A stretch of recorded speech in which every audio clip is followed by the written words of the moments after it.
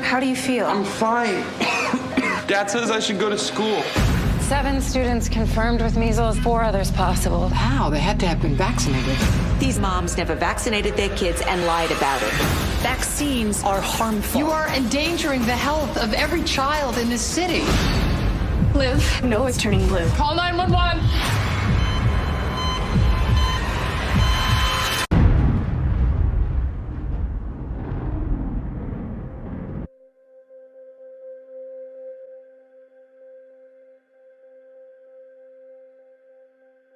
Every year in the 20th century, approximately 500,000 children died because of the measles alone. Later, in 1963, a measles vaccination was introduced, and the mortality rate was reduced by 99% in the United States. But some people are still hesitant towards vaccination. There's a small group of people that believe that vaccinations are extremely harmful and can cause autism and even birth defects. Another minority group believes that the government is getting too involved in their personal health when it comes to vaccinations. Because of these misconceptions, we set out to inform our society why vaccinations are not only safe and reliable, but necessary for the common good of public health. But first, before we find out more about why people choose not to get vaccinated, we must first understand the background information. Devin Penn, one of our team members, reached out to her cousin, Sandy Roberts. Sandy is a pediatric nurse in the state of Kentucky. We were able to get a better grasp on vaccination and its importance by talking with her on the matter. Vaccinations are important because they basically put up a defense in your body that will help you, one, fight the disease or virus if you were to get infected. They also help protect for other people. Say you're young and you get the flu and the older person isn't vaccinated, or you're vaccinated and they're not, it would not be as bad on you if you were to catch the disease or the virus. Vaccinations are very important to help fighting off disease. It's a good way to lessen the symptoms if you were to get sick versus not having them. Okay, and would those be easier to manage had people gotten vaccinated? Well, it goes back again as if people were vaccinated, you would be less likely to show symptoms of that disease or bacteria. But because people aren't vaccinating their kids, you're having more cases come up of, especially pertussis, but measles as well. This question is kind of tricky because I believe it comes all back down to choice. I chose to vaccinate my children, one, just because if they were to catch the bacteria or virus, whichever it would be, that their symptoms would be less, and they would be more likely, or they would be less likely to pass it on to somebody else that maybe wasn't vaccinated. I know that in past things have been stopped from spreading because they have mandated vaccinations for different particular diseases or viruses. So. Now that our team has a better understanding of the science behind vaccination, we set out to learn what students at the University of Kentucky thought about the matter. I interviewed a chemical engineering student named Nathan Justice, who had many good points on why vaccinations should be mandatory.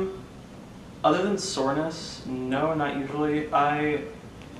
Whenever I got my hepatitis vaccine, I remember that one being a little rough just because I got a little sick afterwards, and nobody could tell if it was the vaccine or if it was just a random cold that I had gotten. But side effects, no, not usually. None that a lot of people say that you get. Yeah. Tell me a little bit more about the sickness that you got after it.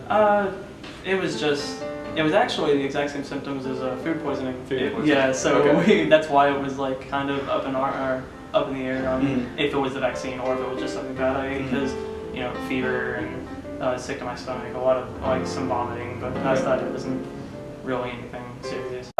My overall consensus about vaccines is I definitely think they should be required. They're definitely good. They were created to help people. They were created to keep away. Originally, they were created to keep away things like measles, Black Plague, different things like this that Yeah. have almost been eradicated now because of vaccinations. And whenever people look at, different data on the spikes in measles and now like the Black Plague and things like that, is because the whole thing where people don't want to get vaccinated because of different religious reasons or different conspiracy reasons or things like that. But whenever you actually look at it, it makes a lot more sense to get vaccinated than it does to just hope. The issue with if I would let them go to school with somebody else that's not vaccinated is it's not my kid. And I'm not going to hinder my kid's education just because of another parent's choices. So the good thing about vaccines is even if another kid's not vaccinated, my kid still has a better chance of surviving through whatever sickness it is if they got vaccinated for that thing. So I would give my kids the vaccinations, and I would suggest to the other parent to get the vaccinations and show them reasons why vaccinations is way better than not being vaccinated. But past that, there's nothing I can really do about that, and I'm not going to hinder the education of my kid for somebody else. Okay, so I do to an extent. I think that kids should get vaccinated, but because it's not a law right now, because it's not required, then no, I wouldn't make my kid go or make my kid not be able to go.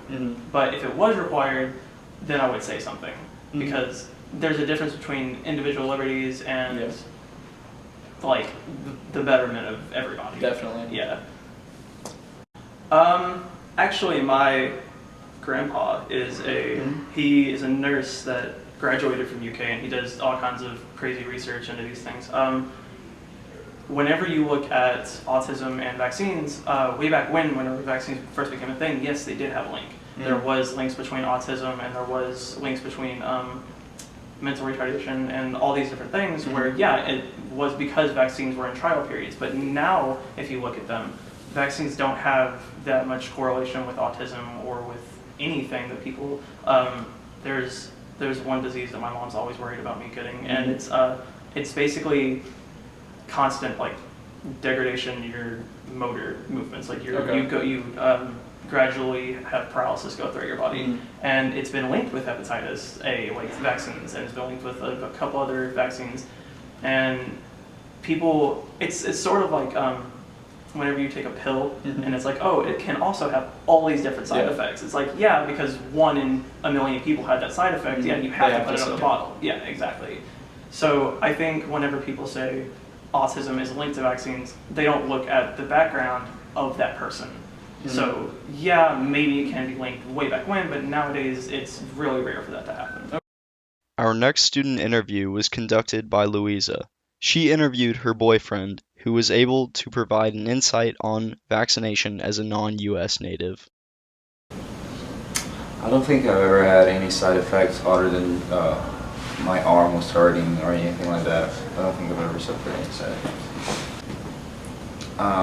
For vaccinations, because I think there is a really important role they play in combating diseases. Yeah, I will let my children go to school with unvaccinated children, as long as they are vaccinated and this is not posing any risk to them.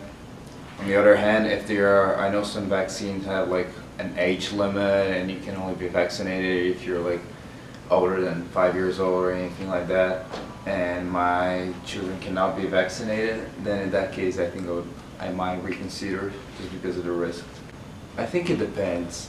I don't think there should be regulation on vaccines if it's related only to someone's life. So if it's their choice to not be vaccinated, and even if that's going to affect them negatively, then I don't think there's a point in regulating how much they should vaccinate them.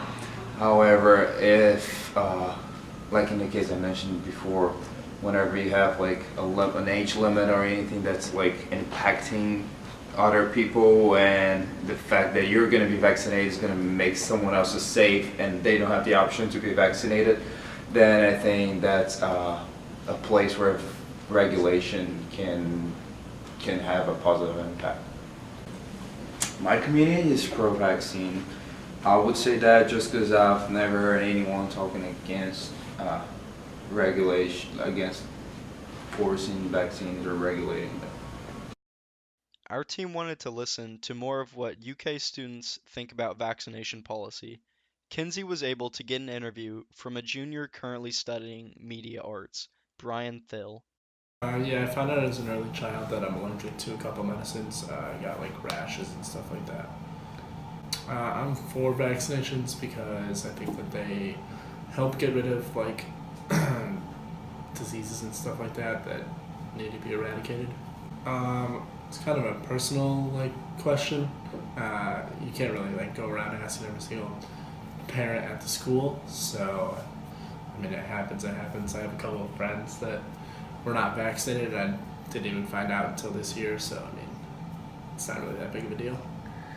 I do. I think it's up to the individual if they want to put like the disease in their body, basically to stop it from happening in the future. I think that those people are completely misled, and it's outrageous to think that vaccinations cause autism. Megan interviewed her mother, Jessica Woods, who is a local government employee and a foster parent. She was able to provide many interesting points on why vaccination should be mandatory. I believe that vaccines should be mandatory as they have eradicated several diseases, and people who choose not to vaccinate their children are part of the reason why we're seeing a reoccurrence of whooping cough, measles, rubella, mumps, as well as the new polio-like disease that they're not calling polio, but shows all the same symptoms. Did I vaccinate my own children? Yes, I vaccinated all my children, not only with the required vaccines, but some of the optional vaccines. For instance, because I was a healthcare worker, I was required to have the hepatitis B vaccine. It wasn't required for children yet. However, I had my children vaccinated for hepatitis B since I was high risk. The other vaccine that I got before it was required was the chickenpox vaccine for my second and third child. And that was because my first child had chickenpox so bad that it was down her throat and she had trouble breathing. The third vaccine that I got for my girls that was not mandatory, and I believe it still is not mandatory, is the Gardasil vaccine. And my reasoning behind that is both my mother and my grandmother both died of cervical cancer. So if there was a vaccine that could prevent my girls from contracting cancer as an adult, I was all on board for that. I do believe that vaccines should still be regulated in public schools and should be required. I think I'm being responsible by vaccinating my children. However, if you have children in the school systems that aren't being vaccinated, my child may be safe, but what about the pregnant teacher or the mom who brings her infant who hasn't been vaccinated yet? They're all higher risk to contracting these illnesses because someone chooses not to vaccinate. That would also go for people with lowered immune systems, such as the elderly or people being treated for cancer. Having foster children didn't change my opinion on whether or not I vaccinated my own children, as I was in charge of my foster children's medical. Their medical records and shot records were spotty at best when they came to live with me. So when I took them to the pediatrician, any vaccinations that they didn't have record of, they had redone, not just to protect my children, but to protect my foster children as well. And neurological problems have been caused by mercury, and mercury should not be in vaccines. My grandson got 9 shots in one day, 7 of which had mercury in it, and he became autistic in a very short period of time. We had scientists from around the world Now, I'm for vaccination. Can you tell me the name of any of these scientists who claim this? Because they go against what every study, I mean, the CDC says this, Institutes of Health, all these studies say you're just wrong. Well, I'll be very happy to provide those for you. I didn't bring them with me. But I can tell you, I was chairman for 6 years. 3 years we had these hearings, and we did have those studies. And there's no question that many scientists around the world believe that the mercury in vaccinations is a contributing factor to neurological problems. Now listen, I'm for vaccinations, but we need to get the mercury out of all of them. Well, are you against breastfeeding a child? No, of course not. Okay, but you are aware that methylmercury is actually in breast milk that's given to children. And in fact, the presence of, if a child is only breastfed, they get more methylmercury than they would ever have gotten in any of the vaccines. You're aware of that, right? Let me just say I'm not an expert on breastfeeding. Wait, so you hold hearings for 3 years and nobody ever told you that there's mercury in breast milk? We never talked about that. What we talked about was the vaccinations. Okay. And mercury in vaccinations should not be there for adults or children. Sir, you're aware that the kind of mercury that was in vaccines, which is no longer there, is different than the kind of mercury you get from fish, correct? Let me just tell you. Are you aware of that? If you'll do your research, you'll find that any type of mercury injected into the human body can cause neurological problems. Do you know what kind of mercury is in fish? What are you talking about? Well, there's different kinds of mercury. There's methylmercury, which is what's found in fish, which in high concentrations is toxic to human beings. Right. That's not the mercury that was ever in vaccines. You are aware of that, correct? Well, all I can tell you is that if you'll talk to scientists around the world and look at the studies that we had before the committee, you'll find that they believe that mercury in vaccinations is a contributing factor to neurological problems, including autism. Now, we're for vaccinations.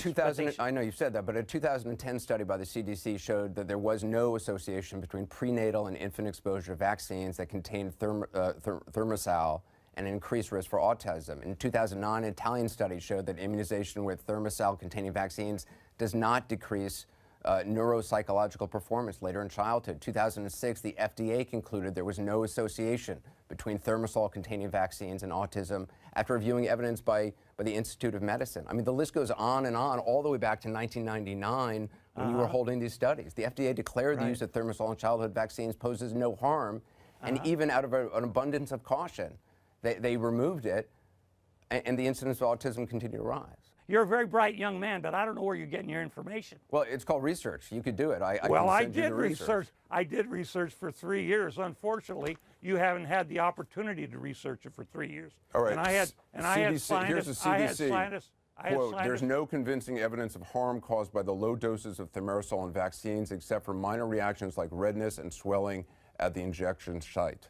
I got a list of dozens of studies. I could spend a long time just reading them to you, but I don't think it's going to make any difference. I mean, hundreds of thousands of kids have been tested. I will tell you this. You did not tell me you wanted me to bring all the studies, but since you're such an expert on these, I'll be very happy to provide you numerous studies that show that mercury is toxic and shouldn't be in vaccination. Louisa reached out to her father, who's a medical professional, to find out more about the importance of immunization. Dr. Marco, an obstetrician, gynecologist, and professor at a major university in Brazil, gave great insight to why communities should encourage vaccination. Com o aumento do número de casos de autismo, começou em 1998, quando pesquisador inglês divulgou trabalho dele fazendo esse tipo de relação. Posteriormente mostrou que vários dados da pesquisa deles foram adulterados, foram manipulados para chegar a essa conclusão. Além disso, posteriormente conseguiu-se comprovar que ele recebia dinheiro de escritórios de advocacia que mantinham um processo de indenização contra a indústria farmacêutica. Ele teve seu diploma cassado, foi processado e inclusive o trabalho dele teve que ser apagado dos arquivos da revista Lancet, que foi a revista que publicou esse trabalho. Além disso, houve um pesquisador americano que fez uma relação do uso de timerosal. O timerosal é um derivado do mercúrio, é um antibactericida usado como conservante nas vacinas, principalmente nos frascos de vacina multidose, que é aqueles frascos que vêm várias doses para vacinar vários pacientes ao mesmo tempo. Com relação ao timerosal, ele foi já caiu por terra isso. O timerosol foi tirado da fórmula na Dinamarca, foi proibido o uso do timerosol, bem como acho que desde 2000 também foi proibido no estado da Califórnia. E o que se evidenciou é que houve até um aumento do número de casos de autismo de lá para cá, o que joga por terra essa afirmação. É uma questão bastante polêmica, pelo seguinte: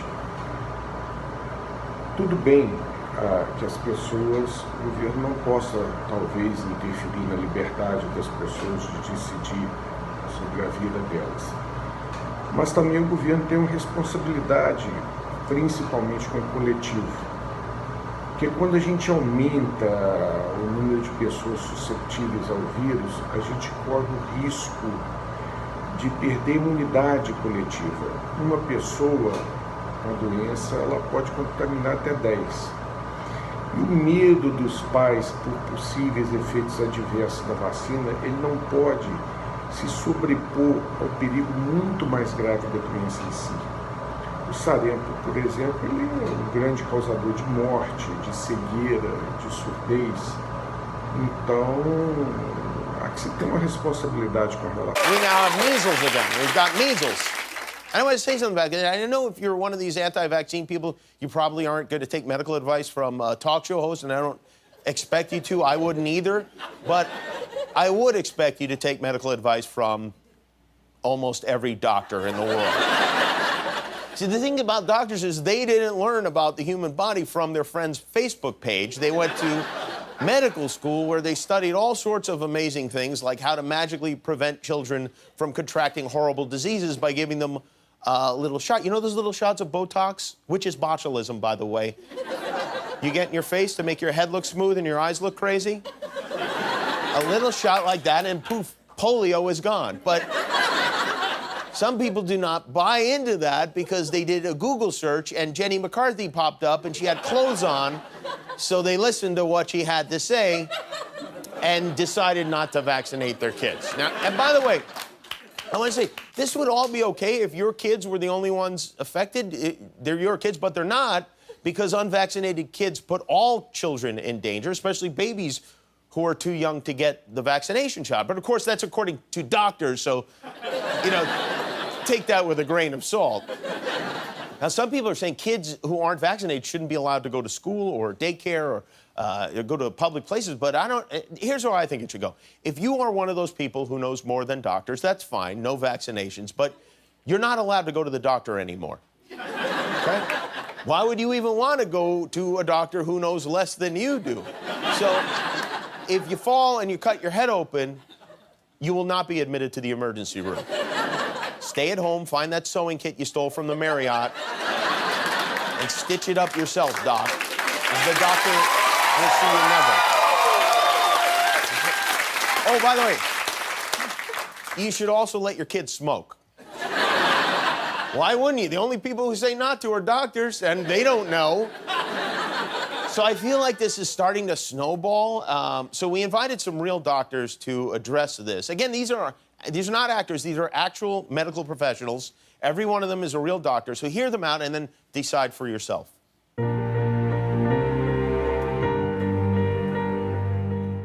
I am a doctor. I'm a doctor. I'm a doctor. I'm a doctor. And I believe in vaccinations. And I believe in vaccinations. If you don't vaccinate your kids, it can endanger their lives. The potential downsides of vaccinations are almost non-existent. The cumulative scientific and medical communities are in absolute full agreement that there is basically no reason not to vaccinate your kids. No reason. Which is why I cannot believe we have to make this PSA. I thought we settled this in the 50s. Hey, remember that time you got polio?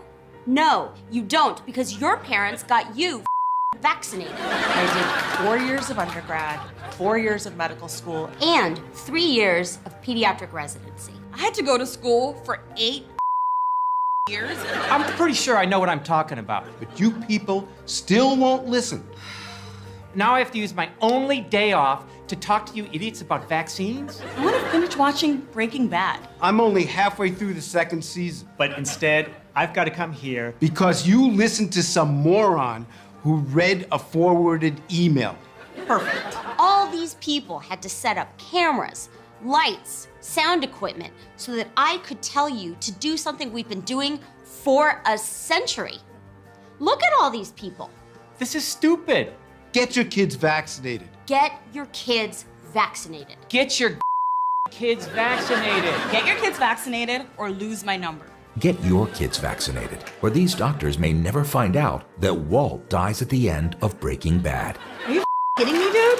Paid for by professionals who know what the hell they're talking about.